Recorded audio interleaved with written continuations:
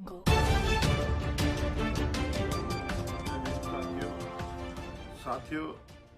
आज आपकी अदालत में हम कुछ सवाल लेकर आए हैं जो आप लोगों को जानना जरूरी है और जिस विषय पे देश में चर्चा भी होनी चाहिए। साथियों, सबसे पहले जो मुद्दा है आज पूरे देश में, पूरे समाज में, बहुजन समाज में गरमाया हुआ है।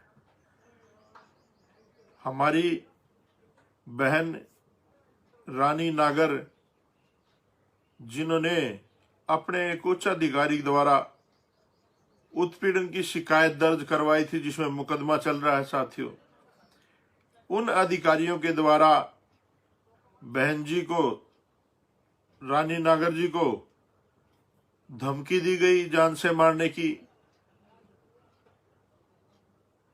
बहुत ज्यादा उनको प्रताड़ित किया गया, जो प्रशासन में बैठे लोग हैं उनके द्वारा।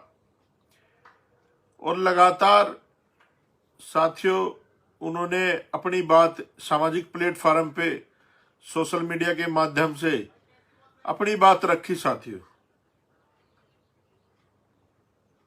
बसपा सुप्रीमो बहन जी ने भी उनका मामला ट्वीट करके उठाया था, उसके लिए हम उनका धन्यवाद करते हैं। जब बहन रानी नागर की नहीं सुनी गई, किसी भी तरह का आश्वासन, किसी भी तरह का उनको सेटिस्फैक्शन जब नहीं मिला, तो उन्होंने साथियों 4 मई को अपना रेजिग्नेशन, इस्तीफा सरकार को दे दिया। और इसकी जानकारी उन्होंने अपने ट्विटर हैंडल के माध्यम से लोगों को दी। जो उन्होंने ट्विटर हैंडल पे लिखा था, मैं आपको बताता हूं। उन्होंने लिखा कि मैं रानी नागर, पुत्री श्रीरतन सिंह नागर, निवासी गाजियाबाद, गांव बादलपुर, तहसील दादरी, जिला गौतम बुद्ध नगर, आप सभी को सूचित करना चाहती हूं, मैंने आज 4 मई 2020 को आईएएस के पद से इस्तीफा दे दिया है। मैं और मेरी बहन रीमा नागर माननीय सरकार से अनुमति लेकर चंडीगढ़ से अपने पैतृक शहर गाजियाबाद वापस जा रहे हैं। हम आपके आशीर्वाद व साथ के आभारी रहेंगे। जय भीम, जय भारत।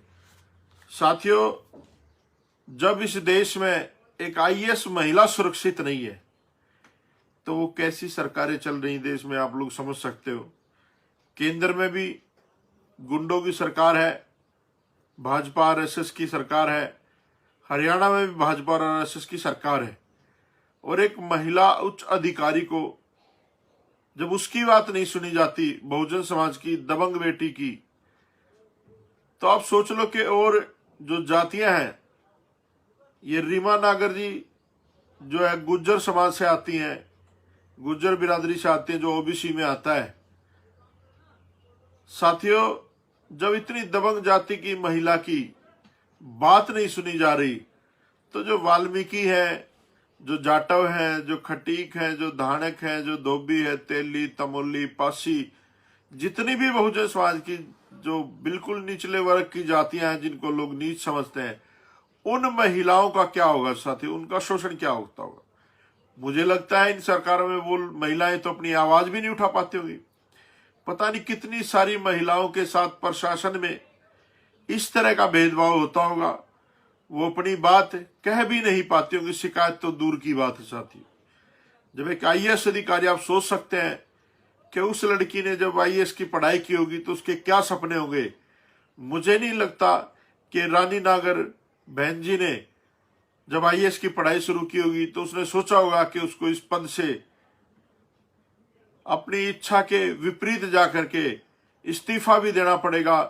कुछ घटिया लोगों की मानसिकता की वजह से, जो घटिया लोग राजनीति में और प्रशासन में बैठे हैं, जो प्रशासनिक कार्य कर रही महिलाओं के साथ उत्पीड़न करते हैं, उनके वजह से उनको अपना पद भी छोड़ना पड़ेगा और कहीं ना कहीं गुमनामी की जिंदगी जीनी पड़ेगी। मैं तो रानी नागर जी से एक ही अपील करूंगा कि बहन जी, आपको घर नहीं बैठना है, आपको सीखना है उस बीहड़ की शेरनी फूलन देवी से, जिसके साथ कितने सारे मनवादियों ने बलात्कार की घटना की थी और फूलन देवी ने एक लाइन में खड़े करके सबको गोलियां मारने का काम किया था। अगर आपको न्याय संवैधानिक तरीके से ना मिले, अगर आपके साथ गलत होता है, तो आप अपनी स्वेच्छा से अपने अनुसार उन अपराधियों को सजा देने का काम करें। उसके बाद जो होगा देखी जाएगी। हम सब लोग आपके साथ हैं बहन जी। और एक विशेष अनुरोध और करना चाहूंगा बहन कुमारी मायावती जी से कि अब जो 2022 में चुनाव है, रानी नागर जी को बहुजन समाज पार्टी से टिकट दे करके विधायक बनाने का काम करें, और जो हरामजादे आईएएस अफसर जिन्होंने उनका शोषण किया, उनका तबादला उत्तर प्रदेश में करवा करके और बहन जी के चरणों में गिरने का काम करें। रानी नागर के पता चल जाएगा उनकी औकात, कि इस देश के संविधान की औकात क्या है, इस देश के संविधान की ताकत क्या है। लेकिन ये करना बहन जी को, अब बहन जी इसमें क्या निर्णय लेती हैं वो उनके ऊपर ही डिपेंड करता है। मैं तो चाहता हूं कि 2022 में जो चुनाव है उसमें बहन रानी नागर जी बसपा पार्टी की प्रत्याशी बने और जीत के आए, और ऐसे लोगों को सबक सिखाने का काम माननीय बहन जी के द्वारा किया जाए। साथियों, ये तो रही भाई सब लोगों के सामने बहन रानी नागर की साथ जो हुआ देश में, आप सब लोगों ने देखा। दूसरी एक और बात जो आजकल चर्चा का विषय बना हुआ है पूरे देश में, साथियों, इस कोरोना महामारी की वजह से हजारों नहीं, लाखों नहीं, मैं कहूंगा करोड़ों जो मजदूर है, जो लोग अपने गांव को छोड़ के, अपने शहरों को छोड़ करके रोजगार की तलाश में बड़े बड़े महानगरों में गए थे, जो लोग अपना जीवन यापन कर रहे थे वहां किराए पे झुग्गी झोपड़ियों में रह करके जैसे तैसे अपना जीवन यापन कर रहे थे। साथियों, इस निकम्मी सरकार ने, भाजपा ने बिना सोचे समझे लॉकडाउन लगाया, ना कोई व्यवस्था की उन लोगों के खाने की, पीने की, रहने की, किसी भी तरह की कोई व्यवस्था नहीं की। जैसे इन लोगों ने नोटबंदी की थी, जैसे इन लोगों ने जीएसटी की थी। मैं हर बार कहता हूं कि ना काबिल लोगों के हाथों में देश है, उनको पता ही नहीं उनको करना क्या है उस चीज का। तो मैं एक कहावत के माध्यम से आपको बताना चाहता हूं साथियों कि आज सरकार के हालात क्या है। एक बार एक जंगल में सभी जानवरों की पंचायत होती, जितने भी जानवर रहते हैं, तो राजा को भी बुलाया जाता है, शेर जो राजा होता है जंगल का, और पंचायत में एक बात रखी जाती है। बहुत सारे जानवर अपनी अपनी बात रखते हैं। तो एक बकरी कहती है कि महाराज जी क्या हो रहा है जंगल में, कभी किसी के बच्चे को उठा करके ले जाते हैं जो आदमखोर जानवर है, कभी किसी के बच्चे को उठा कर ले जाते हैं, सारे जानवरों को खा जाते हैं, तो हमारी जान की सुरक्षा कैसे होगी। हमें ऐसा लगता है कि हमें देश का प्रधान, मतलब जंगल का सरपंच जो प्रधान है, राजा जो, वो बदलना चाहिए। तो वहां का जो राजा था, पहले शेर था, उसको बदल करके एक बंदर को, वो कहता कि मैं जिम्मेदारी लेता हूं, किसी के बच्चे के साथ भी गलत नहीं होगा, मुझे राजा बनाया जाए। तो उस बंदर को राजा बना दिया जाता है साथियों।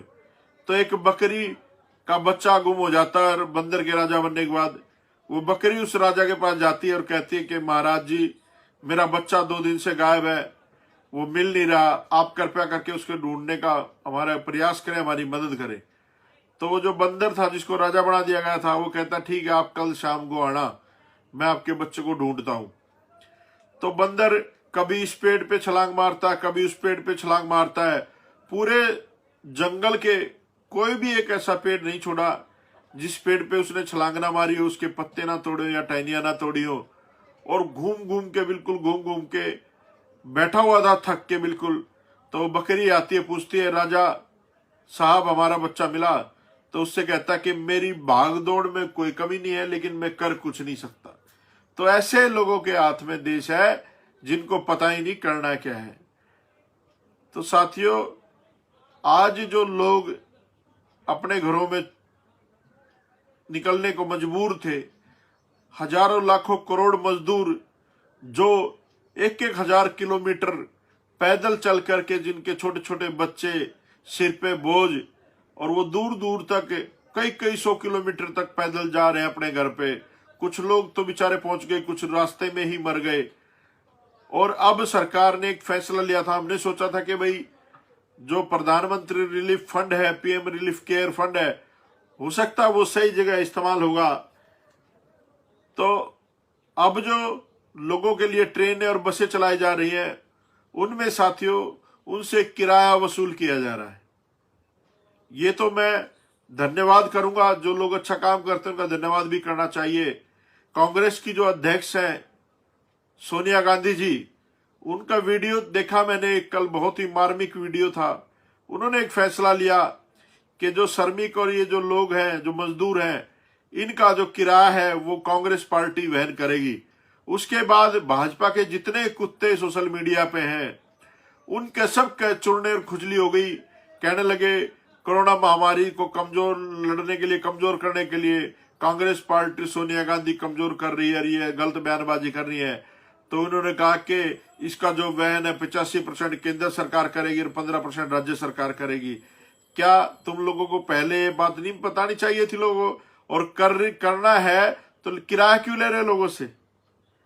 पीएम रिलीफ फंड जो है उस पे सबसे पहला अधिकार इस देश के मजदूरों का, किसानों का, जो दूसरे राज्यों में फंसे लोग हैं उनका बनता है, ना कि आरएसएस और जो संगठन है। मुझे पता है ये जो पीएम रिलीफ फंड है ये कहां जाएगा। ये सब जो है ना, इस देश में जो लोग गलत मानसिकता के लोग हैं, जो देश को तोड़ना चाहते हैं, उनके काम आएगा। मैं गारंटी से कहता हूं ये बात।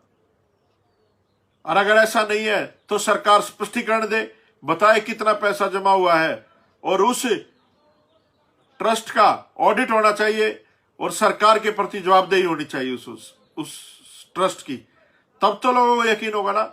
आप लोग अंधा खाता चला रहे हो, जो मर्जी कर रहे हो, जैसे मर्जी कर रहे हो, कोई तैयारी नहीं, कुछ नहीं। ये तो रही केंद्र सरकार की कमी है साथी। कैसी निकम्मी सरकार आप लोगों ने बिठा दी है। और दूसरा साथियों, दिल्ली का जो मुख्यमंत्री है लाला जी, उसने तो पूरी दिल्ली को कोरोना के हवाले ही कर दिया। हम लोगों ने सोचा था कि अच्छा निर्णय लेगा और ये जो है ना लॉकडाउन दिल्ली का और प्रभावी ढंग से लागू होगा, क्योंकि दिल्ली में 2-4 हजार लोगों की बात नहीं है, मैं कहूंगा लाखों लोग कोरोना से पीड़ित हैं, क्योंकि उनका इलाज ही नहीं हो रहा।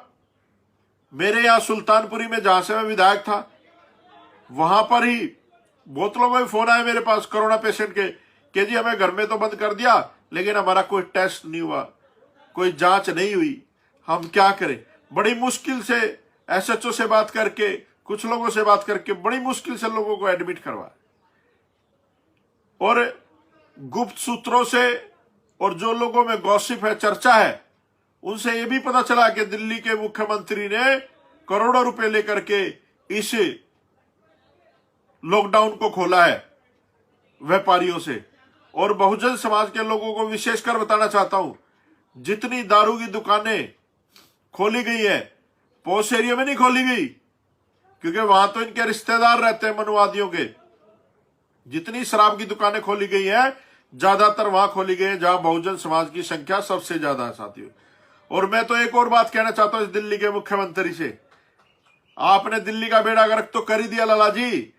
ये सुनार की दुकानें और खुलवा दे ताकि बहुजन समाज के लोग अपने बीवी बच्चों के गहने गिरवी करके दारू की लाइन में दुकानों पे खड़े हो जाएं। और आप लोग जो चाहते हो, जो आपका हिडन एजेंडा है, आरएसएस के एजेंट हो आप, जो आपका हिडन एजेंडा है कि इन बहुजन समाज के लोगों को हैंड टू माउथ कर दिया जाए, हम जो है ना दलिया बांटे नहीं, अपनी प्लेट लेकर के लाइनों में खड़े हो जाएं। आप जाकर के देख लीजिए दिल्ली में इस निकम्मी सरकार ने, दिल्ली की सरकार ने हजारों लोग लाइनों में खड़े कर रखे दाल दलिए चावल के लिए, और फिर कहते हैं कि हमने ये कर दिया, हमने वो कर दिया। अरे निकम्मे लोगों, तुम लोगों ने कुछ नहीं किया। अगर तुम लोग सही होते तो आज ये देश सोने की चिड़िया था, सोने की चिड़िया रहता। सम्राट अशोक का देश है ये, तथागत बुद्ध का देश है, बाबा साहब अंबेडकर, मान्यवर साहब काशीराम का देश है। तुम लोगों ने इस देश की संस्कृति खत्म कर दी। आडंबर पाखंड इतना बढ़ा दिया कि आप सोच नहीं सकते। और कमाल की बात है, शराब की दुकानें खोली जाती हैं, किताबों की दुकानें बंद हैं, क्योंकि शिक्षा सवाल खड़ा करती है, शिक्षा आंखों में आंखें डाल के बात करना सिखाती है, इसलिए इनको शिक्षा से दिक्कत है। साथियों, और एक बात आप लोगों से कहना चाहता हूं, बहुत सारे छोटे भैया लोग आजकल फेसबुक पे कुछ भी लिख देते हैं, कुछ लोग भगत है, कुछ भी लिख देते हैं, उनको यही नहीं पता क्या लिख रहे हैं। मैं आप लोगों को स्पष्ट करना चाहता हूं, मेरा उद्देश्य, पहला और अंतिम उद्देश्य यही है कि इस देश के दबे कुचले समाज को इस देश का हुक्मरान बनाना, बाबा साहब अम्बेडकर और मान्यवर कांशीराम जी के मिशन को, मूवमेंट को आगे बढ़ाना। और बहुजन समाज पार्टी जो है वो हमारी मां पार्टी है, हमारे बाप कांशीराम की बनाई हुई पार्टी है। हम उसके खिलाफ ना तो कभी थे ना कभी जाएंगे। बहुजन समाज पार्टी को हर हालत में मजबूत करेंगे। और जो दलाल और जो कुत्ते किस्म के आदमी बैठे इस बसपा पार्टी में, उन हरामखोरों ने इस पार्टी का बेड़ा गर्क कर रखा है। बहुत सारे एग्जाम्पल ऐसे जिन्होंने दिल्ली का बेड़ा गर्क किया। दिल्ली में 62,000 वोट आए सिर्फ पूरी दिल्ली में, और नई दिल्ली की लोकसभा की सीट और नॉर्थ वेस्ट की लोकसभा की सीट षड्यंत्र के माध्यम से खाली छोड़ दी गई। और इतने बड़े षड्यंत्रकारी बैठे हैं पदों पे, प्रभारी और अध्यक्ष बने, जो लोग दूसरी पार्टियों के सौरे पे काम करते हैं, बहन जी तक सही बात पहुंचा नहीं पाते, सही बात रखते ही नहीं। वहां पर अपना पेट भरा हुआ है। बहुत सारे लोग हैं जिन्होंने अपने बच्चों की शादी में करोड़ों करोड़ों रुपए लगाए हैं और कहते हैं हम लोग मिशन पे हैं। अरे आप लोग मिशन पे नहीं हो, आप लोग कमीशन पे हो। आप कमीशन खाते हो समाज का, चंदा खाते हो समाज का, और बहन जी को गुमराह करते हैं। जिस दिन बहन जी को जिसकी असलियत पता चलती है, बहन जी उसके लात मार के बाहर निकाल देती है, जैसे मेघराज और ये प्रकाश भारती जैसे लोगों को निकाला है। दिल्ली का एक तोमर था, भाज गया वो कल के छोटे भैया नेता के साथ। तो इस पार्टी को धोखा देने वाले इस पार्टी में ही है। बेरूपियों को पहचानो और उनको अलग करो। और जितनी बातें आप लोगों के सामने रखी, साथियों, इन लोगों ये ज्यादातर लोगों तक पहुंचाओ और ज्यादा से ज्यादा शेयर करो। फेसबुक ने हमारा तो अकाउंट भी हाइड कर रखा है, पता नहीं उनको क्या दिक्कत है हमारी बात पहुंचने में। मुझे लगता है आरएसएस और बीजेपी के इशारे पे काम कर रही फेसबुक भी, ये जो सोशल मीडिया है। तो साथियों, आप लोगों ने मेरी बात को ध्यान से सुना। आपकी अदालत में हम फिर आएंगे, आप लोग इस पे जरूर विषय पे चर्चा करें। जय भीम, जय भारत।